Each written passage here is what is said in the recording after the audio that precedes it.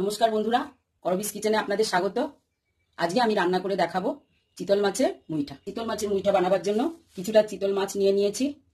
চিতল মাছটা আমি দেখুন এই যে মাছের কাঁটা বরাবর প্রথমে একটু কেটে নিয়ে নিচ্ছি। দেখুন আলাদা হয়ে গেছে, এটা আমি আলাদা করে এবার কেটে আলাদা করে নিচ্ছি। আমি গেটার দিয়ে কুড়ে নেব, অনেকে নোড়া দিয়ে থেতেও করে নিতে পারেন। গেটার দিয়ে কুড়ে নিচ্ছি। দেখুন পড়ে যাচ্ছে, এটা সব থেকে সোজা উপায়। অনেকে ভাবেন যে কি করে করব, অতক্ষণ নোড়া দিয়ে থেতো করে সত্যি করা খুব মেয়েদের পক্ষে কষ্টকর, অথচ ভালো রান্না খেতেও ইচ্ছা করে। সেই ক্ষেত্রে এই পদ্ধতিটা একদম সব থেকে সহজ।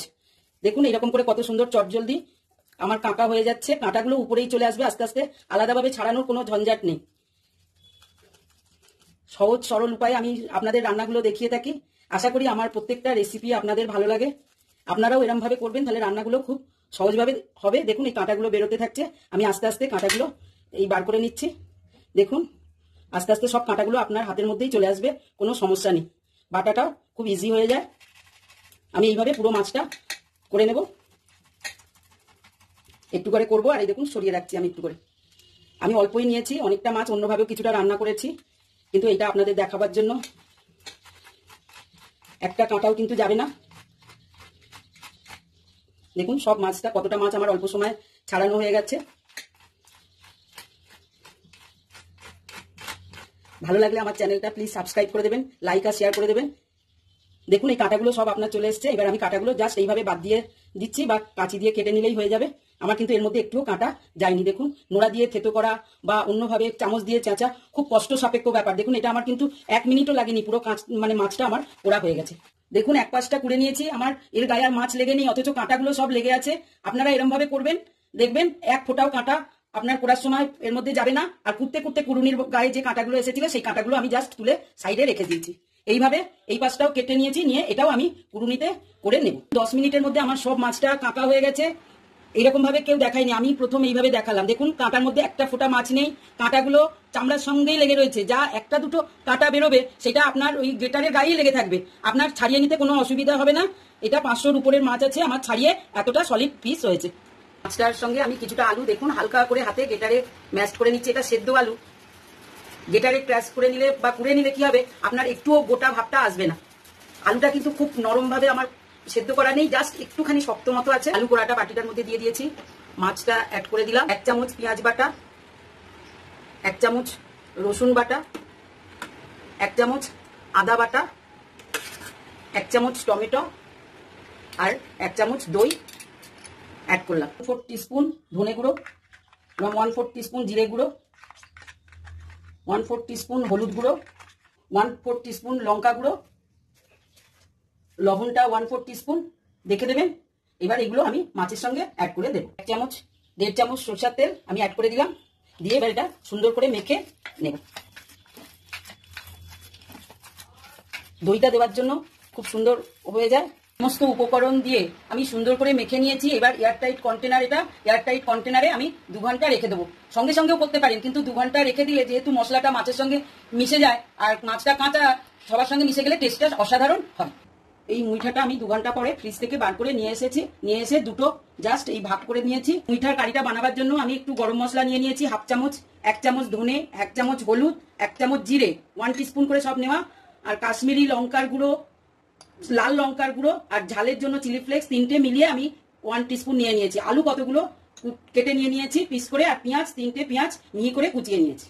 দুটো মাঝারি সাইজের টমেটো কেটে নিয়েছি, ধনে পাতা ধুয়ে রেখে দিয়েছি গোটাই, দুটো কাঁচা লঙ্কা কোচানো আছে, রসুন 1 চামচ 8টা মতো বাটা আছে, আদা 1 টিস্পুন বেটে নেওয়া আছে। আমি একটু তেলটা মাখিয়ে নিলাম। মুইঠাটা আমি হাত দিয়ে এরকম করে করে করে করে সুন্দর করে প্রথমে আগে গোল বানিয়ে নিয়েছি। দেখুন হাতে একটু তেল ব্যবহার করবেন, নাহলে কিন্তু এটা হাতে লেগে যাবে। ফ্রিজে থাকার জন্য একটুখানি, যেহেতু ঠান্ডাটা আছে সেই জন্য অতটা লাগবে না। এবার থালাটায় একটু তেলটা মাখিয়ে নিলাম, নিয়ে এবার আস্তে আস্তে আমি একটু লম্বা করে নেবো। প্রথমে একটা করে নিয়েছি, আর একটা আপনাদের করে দেখাচ্ছি। দেখুন এরকম করে করে লম্বা শেপে চলে আসছে। এই দিকটাও একটু চাপবেন। দুটো একই মাপের আমি বানিয়ে নিয়েছি, দুটো একই শেপে সুন্দর করে চৌকো করে আমি করে নিয়েছি। কড়ার মধ্যে কিছুটা জল দিয়ে দিয়েছি, জলটা টকবক করে ফুটছে। আমি তার মধ্যে একটু লবণ যোগ করে দিলাম, আর সামান্য একটুখানি তেল যোগ করে দিলাম। দিয়ে এই ফুটন্ত জলের মধ্যে দেখুন মুইটাটা আমি অ্যাড করে বসিয়ে দিচ্ছি আস্তে করে। আপনারা প্লেটে কিন্তু একটু বেশি পরিমাণে তলাটায় তেল লাগিয়ে নেবেন, তাহলে কিন্তু উঠে যাবে। এইবার ঠিক আমি 2 মিনিট এটা হতে দেব। এটাগুলো হয়ে গেছে, আমি তুলে নিচ্ছি। কেউ গোল করে করেন, কেউ গোল করে মানে লম্বা করে গোল করে করেন, কেউ বলের আকারে করেন, যে যেরকম ইচ্ছা সে সেরকম করতে পারেন। আমি এইভাবে করেছি। প্লেটের মধ্যে মুইঠাগুলো আমি তুলে নিলাম। মুইঠাগুলো আমি দেখুন মাঝখান দিয়ে চিড়ে সুন্দর করে আগে কেটে নিচ্ছি। আমার মুইঠাগুলো কত সফট হয়েছে দেখুন, খুব নরম হয়েছে। দইটা মাখালে, দই যদি আপনাদের না থাকে আপনি লেবুও মাখাতে পারেন। এইবার আমি এটা দেখুন পিস করে 3 পিস করে কেটে নেবো। চৌকো আলুর শেপেই যে আমি কেটেছি সেই শেপেই কাটবো। এইভাবে সবগুলো কেটে নেব। প্যানটার মধ্যে আমার তেলটা আমি অ্যাড করে দিলাম। হয়ে গেছে, আমি গ্যাসটা আস্তে করে দিয়েছি। মুইঠাগুলো কত নরম হয়েছে, সফট দেখুন। এরকম ভাবে করবেন, একদম সফট হবে। আমি সবগুলো ভেজে নেব। বেশিক্ষণ জলে রাখবেন না, তাহলে কিন্তু রাবারের মতো হয়ে যাবে। আমার কিন্তু দেখুন ভেতরটা একটু হালকা কাঁচা ভাব আছে। এইটা ভাজলে পুরোটা আপনার গ্রিপতে চলে আসবে, একদম পারফেক্ট হয়ে যাবে।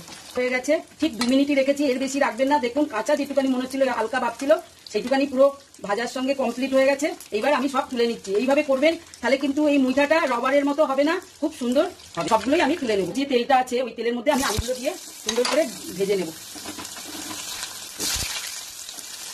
গ্যাসটা আস্তে দিয়ে দিয়েছি। আলুগুলো সব ভাজা হয়ে গেছে, আমি তুলে নিচ্ছি। আলু ভাজার যে তেলটা ছিল, একটু চিনি অ্যাড করে দিলাম, একটু মৌরি অ্যাড করে দিলাম। মৌরিটা খুব সুন্দর টেস্ট নিয়ে আসে। তেজপাতা, ওই শুকনো লঙ্কাগুলো দিয়ে পেঁয়াজটা অ্যাড করে দিচ্ছি। পেঁয়াজটা অনেকটা ভাজা হয়ে গেছে, আমি এবার এই হলুদটা অ্যাড করে দিচ্ছি। হলুদটা পেঁয়াজের সঙ্গে দিলে কালারটা খুব সুন্দর নিয়ে আসে। এইবার আমার যে রসুন আছে সেটা, আদার পেস্টটা দিয়ে দিলাম, আর কাঁচা লঙ্কা কুচিটা আমি অ্যাড করে দিলাম সবটা। এরই সঙ্গে আমি লাল লঙ্কার যে আছে, এর মধ্যে কাশ্মীরি লঙ্কা, ঝাল লঙ্কা আর চিলি ফ্লেক্স 3টেই আছে, আমি দিয়ে দিলাম। এইটা ধনেটা অ্যাড করে দিলাম, এই জিরেটা অ্যাড করে দিলাম। এবার এটা কিছুক্ষণ আমি আবার কষে নেব সুন্দর করে। মশলাটা সুন্দর করে কষা হয়ে গেছে, তেলটা বেরোতে আরম্ভ করেছে। এই অবস্থায় আমি টমেটোটা দিয়ে দেবো। টমেটোটা আমি একটু লবণ মাখিয়ে রেখে দিয়েছিলাম, এই জন্য টমেটোটা দিলেই এক্ষুনি টমেটোটা পুরো মশলার সঙ্গে মিশে একদম ঘন হয়ে যাবে। দেখুন এখনই গলে যাচ্ছে, এতে রান্নাটা একটু তাড়াতাড়ি হবে। মশলাটার মধ্যে এতক্ষণ লবণ দিইনি, এবার লবণটা অ্যাড করে দিচ্ছি। টমেটোটা তো একটুখানি লবণ ছিল, এবার আর একটুখানি সময় হতে দেবো। আস্তে আস্তে দেখুন তেলটা বেরোতে আরম্ভ করেছে। মশলাটা সুন্দরভাবে কষা হয়ে গেছে। দেখুন পেঁয়াজগুলো পুরো গলে গেছে, টমেটো কোনো কিছুরই আর অস্তিত্ব নেই, সবই মশলার সঙ্গে মিশে একটা ঠিক গ্রেভি তৈরি হয়ে গেছে। এবার আমি আলুটা ভাজা ছিল ওর মধ্যে অ্যাড করে দিচ্ছি। আলুটা একটুখানি নাড়িয়ে নেবো, যথেষ্ট ভাজা ছিল। এটা মশলার সঙ্গে কিছুক্ষণ সময় 5 মিনিট মতো কষে নিয়েছি, সুন্দর করে ভাজা ছিল। এইবার যে মুইঠা বানিয়েছি, যে জলটা ছিল, সেই জলটা আমি অ্যাড করে দিলাম। এই কারিটা ফুটে গেলে আমি আলুটা সেদ্ধ হওয়া পর্যন্ত অপেক্ষা করব। কারিটা ফুটে ফুটে আমার হয়ে এসছে। মশলাটা, গ্রেভিটা কত সুন্দর হয়ে গেছে দেখুন। আলুগুলোও সব সেদ্ধ হয়ে গেছে। আমি জাস্ট এবার মুইঠাগুলো অ্যাড করে দিচ্ছি।